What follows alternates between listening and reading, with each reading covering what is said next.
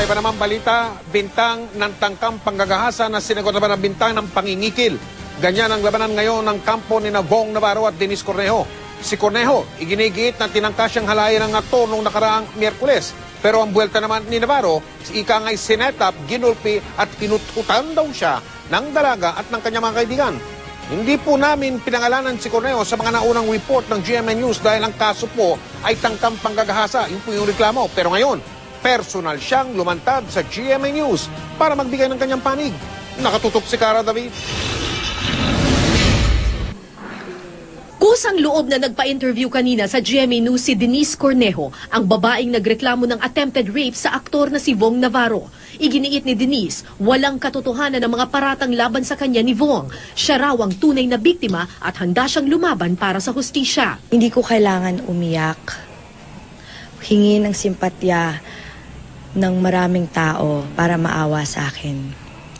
Kung merong mang biktima dito at inosente, ako yon, wala nang iba. Model at stylist si Denise. Aniya, nagkakilala raw sila ni Bong sa isang shop ng sapatos. Naging magkaibigan sila pero hindi magkarelasyon. Kuya lang daw ang turing niya sa aktor. Ilang beses daw siyang niyayaya ni Bong na lumabas pero hindi raw siya pumapayag. Noong January 17, nagdesisyon raw siyang kitain na ang aktor. Sa palitan nila ng mensahe, tila ayaw ng dalaga na papasukin sa condo unit ang aktor. Pero kalaunan pumayag rin siya dahil may parating naman daw siyang ibang kaibigan. Nakita kami ng January 17 pero wala po nangyari.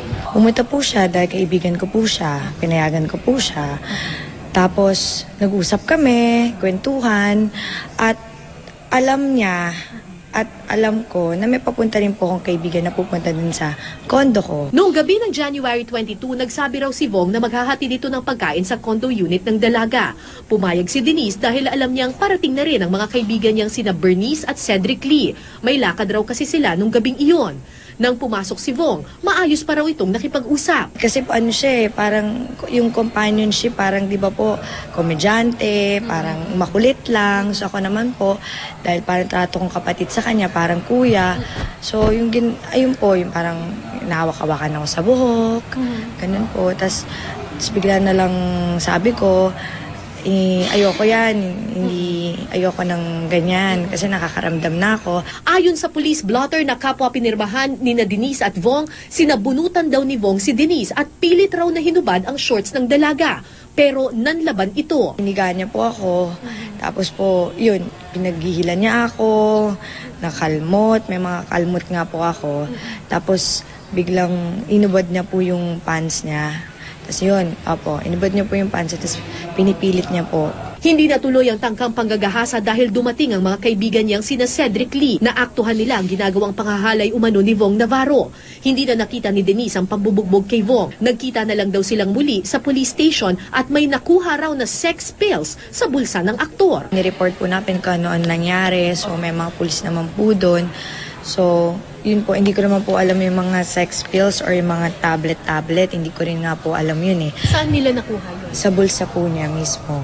Itinanggi ng kampo ni Denise na set up ang buong pangyayari. Napakagaling naman po namin kung ma-set up po yung ganun. Tsaka kung ma-set up po namin yun, alam ko pong ba't napaka-impluensya niyang tao kakalat at kalat din yan. Sino bang sinira namin? Pangalan namin, reputasyon namin. Bakit ko pa siya dadalhin sa police station? Kung tutusin, pwede nga ako nandun, pwede naman niya hindi pirman. Bakit niya pinirmahan? Bakit siya sorry na sorry sa akin? Tsaka, doon pwede siya sumaklolo. Pati na ginawa yun. Wala rin daw silang balak na manghuthot ng pera. Katunayan, si Bong Pangaraw ang nag-alok ng pera bilang kabayaran sa mga nasira sa condo unit ng dalaga. Ilang ulit rin daw itong humingi ng tawad at nakiusap na wag nang ilabas sa publiko ang pangyayari alang-alang sa kanyang pamilya at sa kanyang career.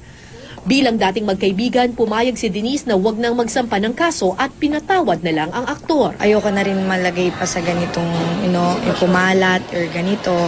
So, pinatawad ko po siya. Binigyan ko siya ng pagkakataon, magbago po. Pero nagbago na ngayon ang damdamin ng dalaga. Matapos lumabas sa media si Bong Navarro kahapon, desidido nang lumaban si Denise at magsampa ng kaso laban kay Navarro anumang araw mula ngayon. Pero ngayon, magpa-file ka na ba ng kaso laban sa kanya? Opo, magka-file po ako ng case dahil unang-una pinangalanan po ako na nalaman ko lang po sa mga kaibigan ko at na may history din po, nag-text din po sa akin yung mga random people na nagpapasalamat po sa akin dahil isa din po, mga minanyak din po ni Molestia, yun po ni Vong. Ito lang masasabi ko sa'yo, if you want justice, I will give you the real justice. Nilinaw rin ni Denise na wala siyang kinalaman kay GMA Network Chairman ng CEO Felipe L. Gozon na nakitang may litrato sa kanyang Instagram account. Nagkataon lang daw na nagpakuha siya ng litrato noon sa isang event kasama ang kanyang lolo na dating taga-GMA. I apologize that Attorney Gozon na nalagay po yung pangalan niyo dito dahil wala naman po hindi ko po makokontrol ang mga tao na gustong sumira. Cara David, Nakatutok, 24 Oras.